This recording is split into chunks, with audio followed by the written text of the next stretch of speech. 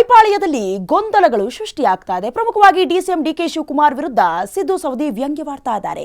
DK Shivakumar Congress ಪಕ್ಷ ಬಿಟ್ಟು ಬೇರೆ ಪಕ್ಷಕ್ಕೆ ಸೇರೋದಿಲ್ಲ ಅಂತ ಸ್ಫೋಟಕ ಹೇಳಿಕೆಯನ್ನು ಕೊಟ್ಟಿದ್ದಾರೆ.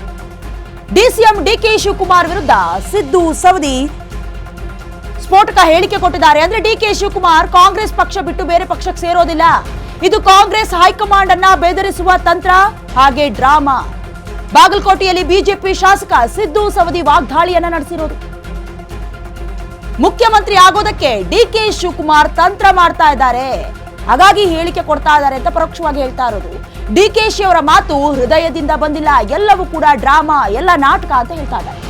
ಡಿಸಿಎಂ ಡಿಕೆಶಿ ವಿರುದ್ಧ ತೇರದಾಳ ಶಾಸಕ ಸಿದ್ದು ಸವದಿ ಟೀಕಿಸ್ತಾ ಇದ್ದಾರೆ, ಟೀಕಾ ಪ್ರಯೋಗ ಮಾಡ್ತಾ ಇದ್ದಾರೆ. ಇನ್ನು ಡಿಸಿಎಂ ಡಿಕೆ ಶಿವಕುಮಾರ್ ವಿರುದ್ಧ ಸಿದ್ದು ಸವದಿ ವ್ಯಂಗ್ಯ ಆಡ್ತಾ ಇರೋದು.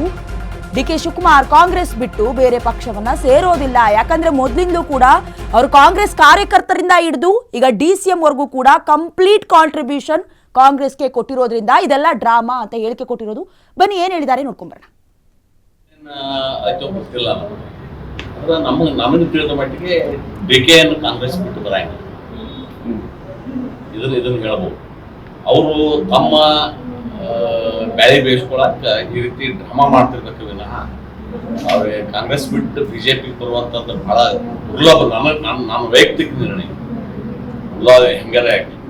ಅವರು ತಮ್ಮ ಹೈಕಮಾಂಡ್ನಾಗೆ ಬೆದರಿಕೆ ಹಾಕ್ಲಾಕ, ಮುಖ್ಯಮಂತ್ರಿ ಆಗ್ಲಾಕ ನಾಳೆ ಮಾತಿನ ಪ್ರಕಾರ ಇದಕ್ಕೇನೋ ಮತ್ತು ಅವ್ರ ವಿರುದ್ಧ ಏನು ಮಾತಾಡತ್ತಾರಲ್ಲ ಈಗ ಕೆಲವೊಂದು ಮಂತ್ರಿಗಳು, ಅದಕ್ಕೆ ಅವ್ರನ್ನ ಬಾಯಿ ಮುಚ್ಚಲಾಕ ಡಿಕೆಶಿ ಆಡೋ ನಾಟಕ ನಮ್ಗೆ ಕಾಣಿಸ್ತದೆ. ಅಂದ್ರೆ ಒಂದ್ ರೀತಿ ಬೆದರಿಕೆ ತಂತ್ರನೂ ಅನ್ಬೋದು ಹೈಕಮಾಂಡ್ಗೆ. ಬೆದರಿಕೆ ತಂತ್ರನೂ ಆಯ್ತು, ಹಿಂದೂ ಓಟ್ಗಳನ್ನು ಸೆಳೆಯುವಂತ ತಂತ್ರನೂ ಇದ್ರಾಗಿರ್ಬೇಕು.